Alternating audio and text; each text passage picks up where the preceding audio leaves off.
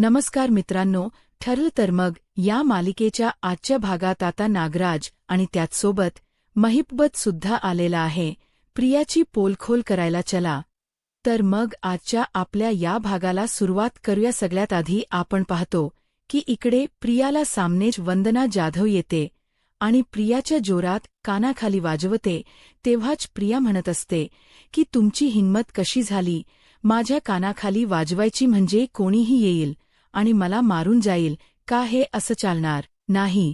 त्याच वेळेला आता वंदना जाधवला असं काही दाखवत असते.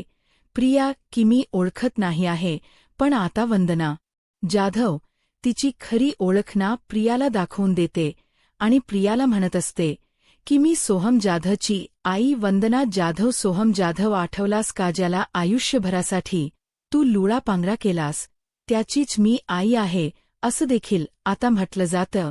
मग तेव्हा आता त्या सगळ्या गोष्टी सांगत असतानाच वंदना जाधव भूतकाळातील सगळ्या गोष्टींचा उल्लेख करतच या सगळ्या काही गोष्टी सांगत असते आणि तेव्हाच ती म्हणत असते की खरंच तर माझ्या मुलावर खूप मोठा अन्याय झाला आणि त्या अन्यायातून त्याला बाहेर काढण्यासाठी मी अजूनही लढते आहे. तो कायमच्या जागेवर आहे आणि माझा शाप तर हिला लागेलच. हिच्यामुळे हे सगळं शक्य झालेलं आहे आणि भूतकाळातील घटना ज्या आहे त्या सगळ्या काही घटनांचा क्रम जो आहे तो आता सांगितला जातो आणि तो घटनांचा क्रम ऐकून ना आता मात्र सगळ्यांनाच धक्का बसतो आणि तेव्हा मात्र प्रिया म्हणत असते की हे सगळं खोट आहे, उगाच बनवलेली कहाणी सांगू नका. त्याचबरोबर सायली म्हणत असते की हा शब्द खरा आहे, काही गोष्टी खोट्या नाही आहे. आणि मग सायली म्हणत असते की याचा पुरावा सुद्धा आहे. मग प्रियाच्या पाठीवर असलेली भाजलेल्याची खून जी की सोहम जाधवने तिला ते जळत लाकूड तीच या पाठीवर ठेवून भाजलं होतं, तिच्या त्या खांद्यावर ती अजूनही खून आहे. याबद्दल जेव्हा आता सांगितलं जातं तेव्हा मात्र आता या सगळ्या काही गोष्टी बोलल्यानंतर प्रत्येक गोष्टीचा हिशोब जो आहे तो केला जात असतो आणि जेव्हा या सगळ्या काही गोष्टी सांगितल्या जातात ना तेव्हा मात्र आता इकडे सायली पुढची स्टोरी सुद्धा सांगू लागते आणि म्हणत असते की म्हणूनच तर आई मी तुम्हाला गुढीपाडव्याच्या दिवशी सांगितलं होतं की हिला ती साडी द्या, कारण ही जेव्हा ती साडी नेसेलच ना तेव्हाच तर आपल्या समोर सगळ्या काही गोष्टी येणार होत्या. मी मुद्दामहून तुम्हाला म्हटलं होतं की हिला साडी द्या, म्हणजे ती साडी जेव्हा ती नेसेल ना तेव्हा त्या साडीमधून आपल्याला खरा प्रयोग कळेल. आणि तेव्हा तसंच झालं होतं. तेव्हा तिला तुम्ही साडी दिली आणि त्या साडीवर तिने स्लीवलेस ब्लाऊज घातला होता आणि त्या साडीच्या पिन पदराच्या लावताना मला तेव्हा तिच्या ह्याच्यावर जन्मखून दिसली होती. तिच्या खांद्यावरची जन्मखून पाहून तेव्हाच मी समजली होती की हा भाजलेल्याचा डाग होता. त्यावर आता अश्विन म्हणत असतो की हिने तर मला काही वेगळं सांगितलं होतं. त्यावर मात्र आता प्रियाम म्हणत असते की नाही, ते खरंच आहे, आश्रमातच मला भाजलं होतं. पण सायली आता सांगू लागते आश्रमात वगैरे काही हिला भाजलं नव्हतं, ही फक्त नाटक करत आहे. खरं काय आहे ना ते आम्हाला माहिती आहे आणि म्हणूनच आम्ही तुम्हाला सांगतोय, ही ती भाजलेल्याची खून होती. तिला आश्रमात नाही तर सोहम जाधवने भाजलं होतं, त्याची ही खून आहे असं देखील आता म्हटलं जातं. आणि जेव्हा या सगळ्या काही गोष्टी सांगितल्या जातात ना तेव्हा मात्र प्रियाची बोलती बंद झालेली असते. त्याच वेळेला वंदना जाधव हिने जोरात एक कानाखाली सुद्धा तिला लगावून दिलेली असते. तर इकडे आता वंदना जाधवच काम होतं. वंदना जाधव तिला खूप जास्त शाप देते, तू सडशील, तुला मुंग्या लागतील वगैरे वगैरे ब्याच काही गोष्टी तिने म्हटलेल्या असतात. आणि एखादी आई असं बोलणं स्वाभाविकच आहे, कारण आहे ना तिच्या मुलामुळे तिला आतापर्यंत एवढा त्रास सहन करावा लागलाय. हे सगळं काही ना या प्रियामुळे झाले. तिचा मुलगा कायमच्या जागेवर बसला हे फक्त आणि फक्त तिच्यामुळेच, आणि म्हणूनच प्रियाला ती खूप जास्त वेडेवाकडे शाप देते. मग दुसरीकडे आता प्रिया या एवढं सगळं होऊन सुद्धा आता ती स्वतः किती पवित्र आहे, ती किती चांगली आहे हे दाखवायचा प्रयत्न करत असते. म्हणजेच ती आता सांगत असते की तुमच्या काहीतरी गैरसमज होतोय, की दोघेही जण ना मला अडकवण्यासाठी कोणाही माणसाला समोर आणतायत आणि सगळ्या काही गोष्टी दाखवायचा प्रयत्न करतायत, पण हे सगळं काही खोटं आहे. तुम्ही माझ्यावर विश्वास ठेवा, असंही आता प्रिया बोलत असते. पण आता प्रियावर कोणाचाही विश्वास नसतो, कारण प्रियावरच्यावर नुसतं खोट बोलत असते. त्याच वेळेला आता सायली म्हणत असते की तुला असं वाटत असेल की आता तुझ्यावर सगळी जण विश्वास ठेवतील, पण हे असं नाही आहे. तुझ्यावर आता कोणीही विश्वास ठेवणार नाही, कारण तू तेवढी कामच केलेली आहेस. तुझं एक नाही बरीच सत्य एक एक करून बाहेर येतात.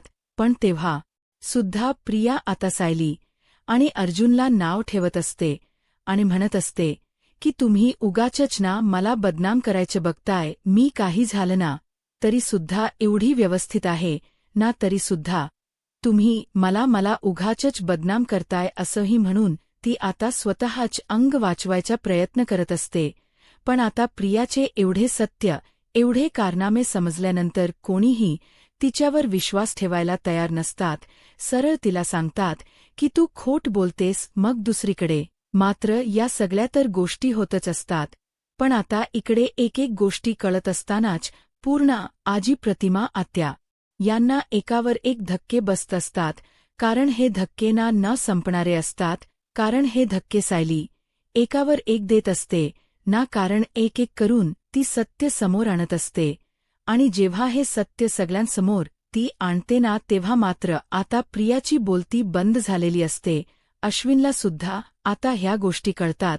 तेव्हा अश्विनला काय करावं ना काहीच सुचत नसतं. अश्विन म्हणत असतो की मला प्रत्येक गोष्ट हिने खोट सांगितली आहे.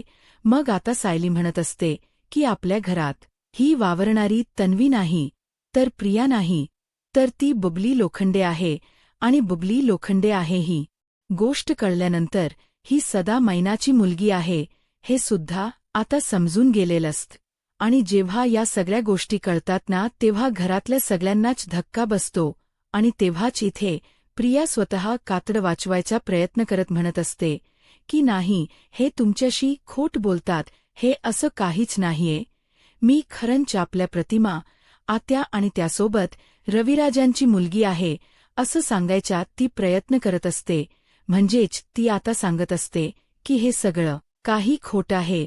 मग तेव्हाच ना या सगळ्या काही गोष्टी अशा नाही समजणार. मी तुम्हाला सांगते, हे सगळं काही तू जरी बोलत असशील ना खोट आहे, तर DNA रिपोर्ट खोट आहे ते सांगू शकत नाही. त्यावर रविराज म्हणतात की मी DNA रिपोर्ट केले होते. म्हणजे DNA टेस्ट तेव्हाच केल्या होत्या जेव्हा ही आली होती. आणि तेव्हा अर्जुन म्हणत असतो की सिनियर, तू DNA रिपोर्ट केली होती, पण DNA रिपोर्ट मॅच करण्याचं काम सुद्धा प्रियाला अगदीच हुबेहूब जमत एकदम चोख आहे.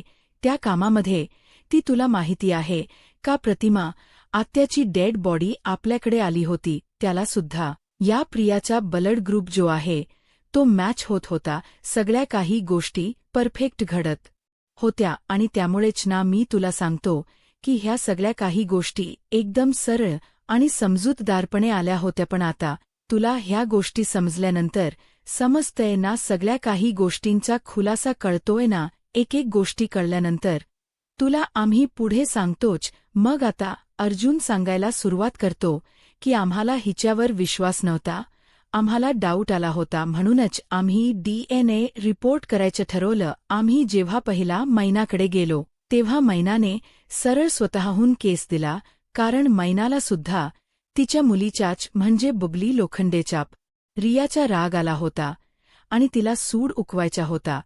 त्यातच आई, तुम्हाला आठवतं का मी तुम्हाला सांगितलं होतं की प्रियावर एक जबाबदारी द्या, ती म्हणजे घराच्या किल्ल्या मुद्दामून तुम्ही त्याच नाटक करा.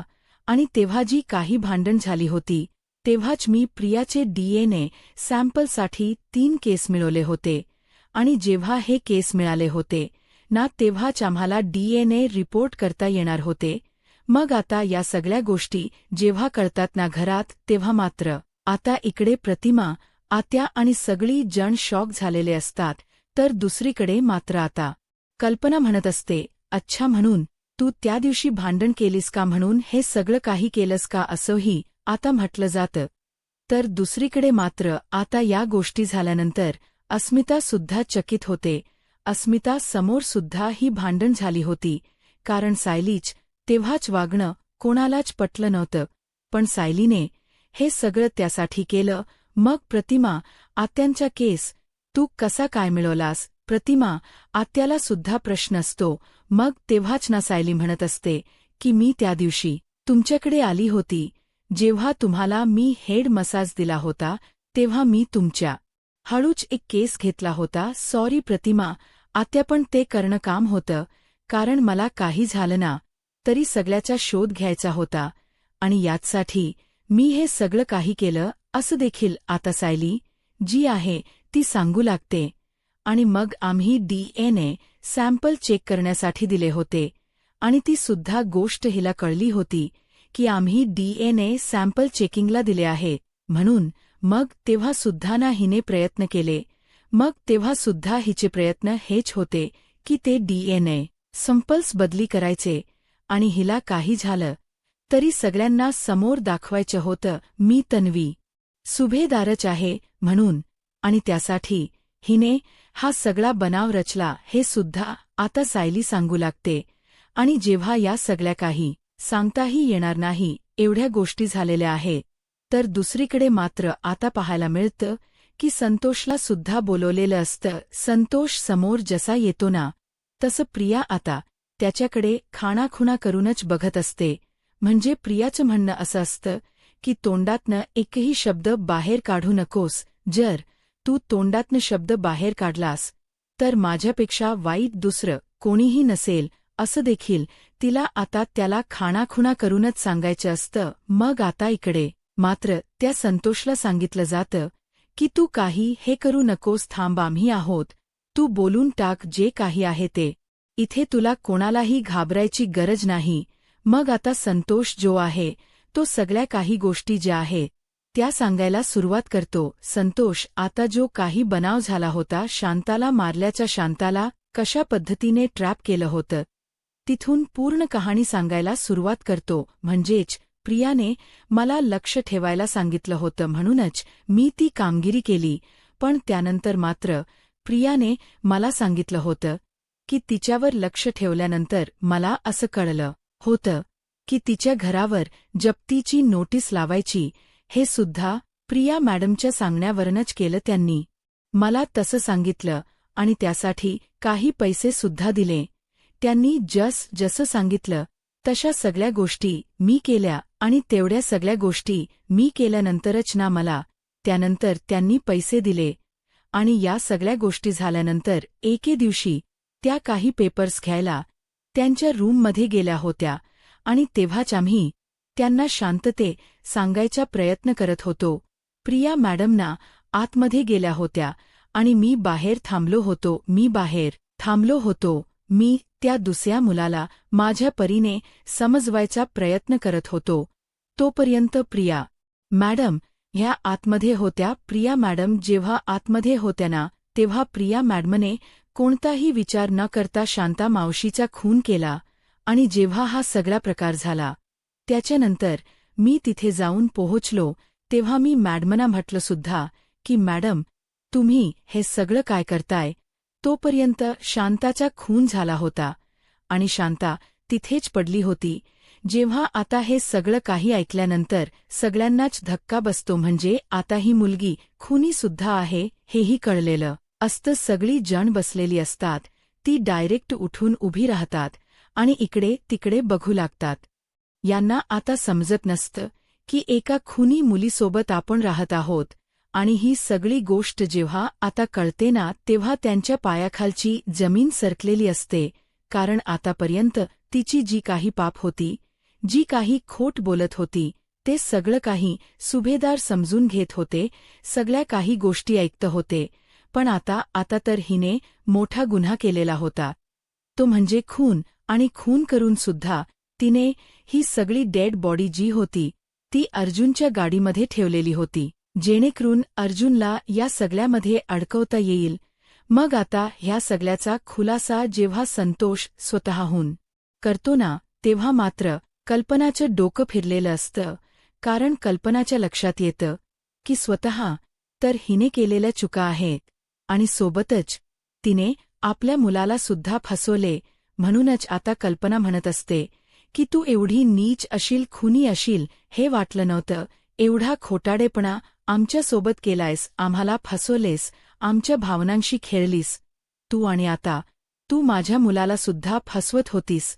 या सगळ्यात आता अश्विनही भयंकर भडकलेला असतो. अश्विनही चिडलेला असतो आणि अश्विन म्हणतो की तुला तर आता काय बोलू मी, मला लाज वाटते, पण तुला ना जराही वाटलं नाही का ग माझ्या भावाला सुद्धा या सगळ्यात अडकवलंस. पण दुसरीकडे मात्र आता नागराज पुढे येतो आणि नागराज म्हणत असतो की तुम्हा लोकांना वाटतं ना तितकी ही साधी नाहीये, तुम्हाला माहीत नाहीये, ही ना 10 फूट खाली जमिनीत गाडली गेलेली आहे आणि ही ना आमच्यापेक्षा वरचढ आहे.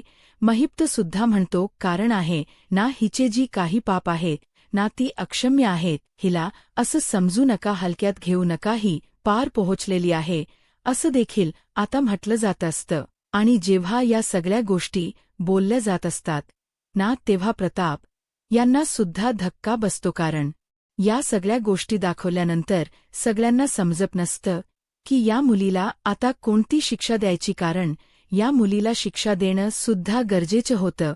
पण त्याच वेळेला आता इकडे अर्जुन म्हणत असतो की हिने एवढं सगळं केलं तेव्हा आम्हाला या सगळ्याबद्दलचे पुरावे शोधायचे होते. मला पोलिसांनी अटक केली होती, तुम्हाला तर चांगलंच माहिती आहे. आणि त्यानंतर सुद्धा सायली मला खोट आहे हे सगळं काही सिद्ध करण्यासाठी प्रयत्न करत होती. आणि तेव्हा मी तुम्हाला सांगते की तेव्हा मला ना माझ्या बाकी मैत्रिणींची मदत घ्यावी लागली. आणि हा बाकी 13 मैत्रिणी तिच्या मदतीला आल्या होत्या ना, त्या सगळ्या 13 मैत्रिणींबद्दल आता सायली एक करून सांगू लागते. कारण तिला काही झालं तरी प्रियाचं भांड आज खोडायचं होतं. आणि तेव्हाच आता सायलीने ठरवलेलं होतं की आम्हाला आई तुम्ही आठवतं बाहेर पाठवत नव्हतात, आणि जेव्हा तुम्ही आम्हाला बाहेर पाठवत नव्हतात तेव्हा आम्हाला माझ्या मैत्रिणींची मदत घ्यावी लागली आणि त्यामुळे आम्हाला हे सगळं काही करावं लागलं. तेव्हाच पहिल्यांदा मी माझ्या मैत्रिणीची ऊर्जाची मदत घेतली. ऊर्जाने अर्जुनला सोडवण्यासाठी भरपूर प्रयत्न केले. म्हणजेच ऊर्जा ज्यावेळेला आली होती त्यावेळेला तिने मला सरळ सांगितलं होतं की तू काळजी करू नको सायली, ताई मी अर्जुनला सोडवेल.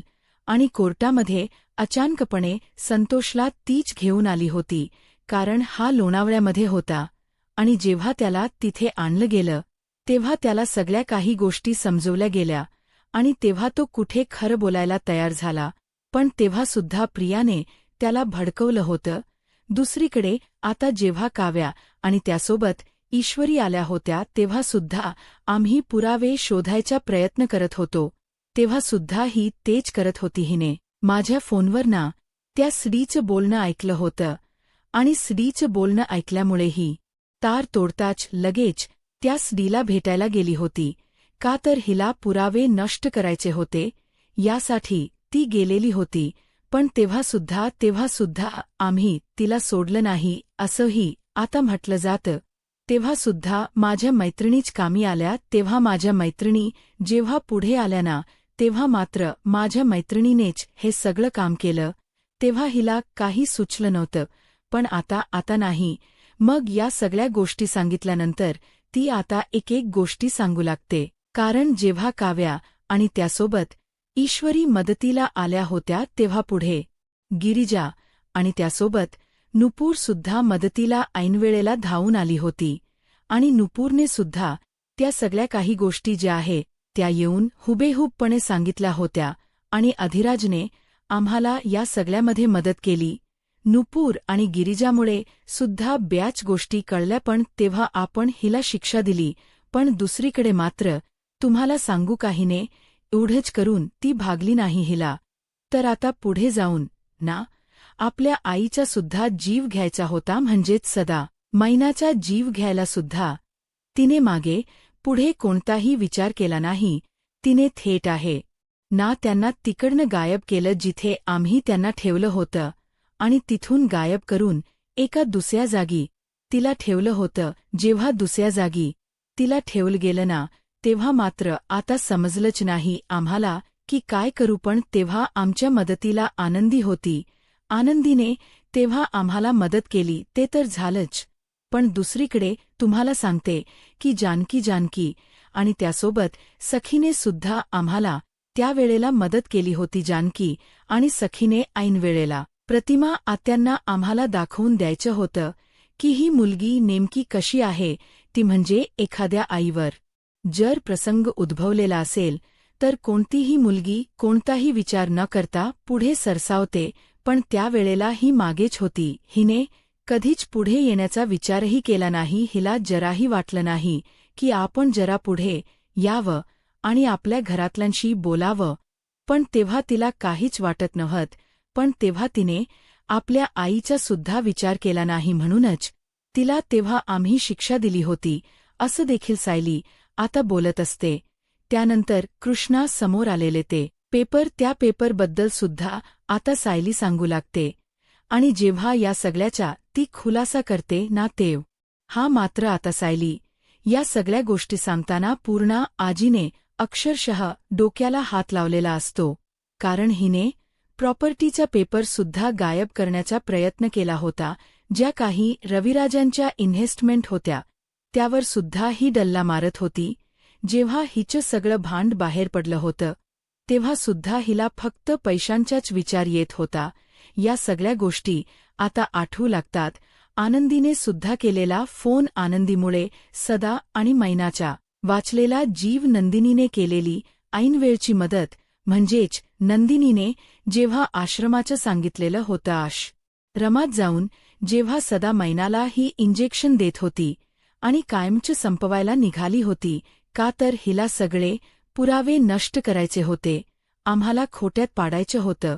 पण त्यावेळेला नंदिनी आमच्या पाठीशी खंबीरपणे उभी राहिली. नंदिनी अचानकपणे तिथे पोहोचली आणि तेव्हा हिचं मुस्काट फोडलं आणि हिला पोलिसांच्या हवाले केलं. त्यानंतर सुद्धा हिची मजल राहिली नाही. ही पुन्हा एकदा तेच सगळं काही करत बसली.